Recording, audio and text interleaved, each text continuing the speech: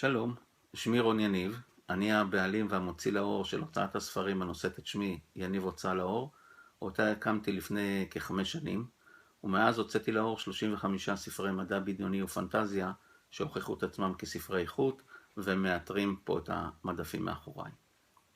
בשבוע הספר האחרון הוצאתי לאור 8 ספרים, וביניהם את כננת האווירונאוט של ג'ים בוטשר, את נקסוס של רמז נעים, את 15 מעגלי החיים הראשונים של הארי אוגוסט של קלר נורת' ואת רב המכר הנערה עם כל המתנות של מייק קרי, שהסרט עומד להגיע לאקרנים בעוד כחודשיים, ואני ממליץ שתקראו את הספר לפני כן.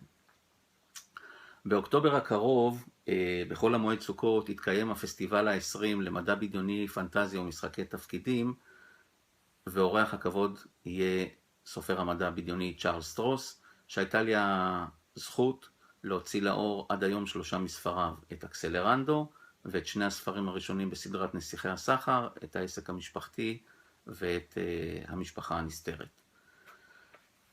לקראת אייקון אני רוצה להוציא לאור 5 ספרים נוספים, אני רוצה לעשות את זה בעזרתכם כמובן.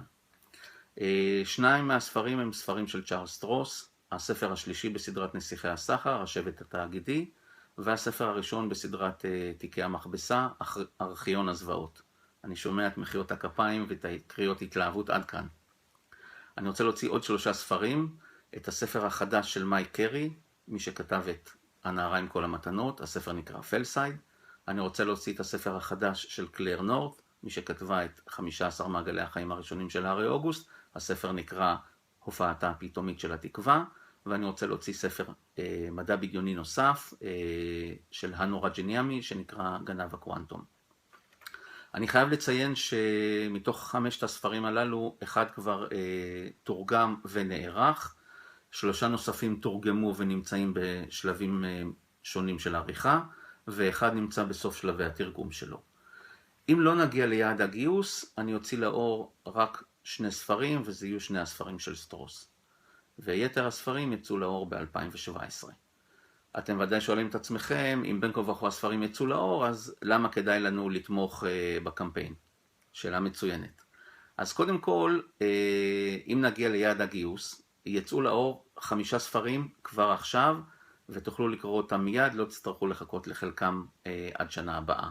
שנית, גם אם אתם מעוניינים רק בספרים של סטרוס, באמצעות תמיכה בקמפיין המימון, תוכלו לקבל אותם במחיר אטרקטיבי שלא יחזור על עצמו, וזו כבר לכשעצמה השקעה כדאית. אבל חשוב מכל, אם אנחנו נוציא עכשיו את 5 הספרים, אז ב-2017 נוכל להקדים ולהוציא לאור את הספרים שתוכננו ל-2018, וככה כולנו נרוויח. אז זו ההזדמנות שלכם לתמוך בהוצאת מדע בדיוני ופנטזיה בעברית. זו ההזדמנות שלכם לקרוא את הספרים האהובים עליכם כבר עכשיו, וזו ההזדמנות שלכם לקנות את הספרים במחיר אטרקטיבי. אני מודה לכם על התמיכה, אני מודה לכם על ההקשבה, ואני מאוד אודה לכם אם תשתפו את הקמפיין שנוכל להגיע לכמה שיותר אנשים. תודה.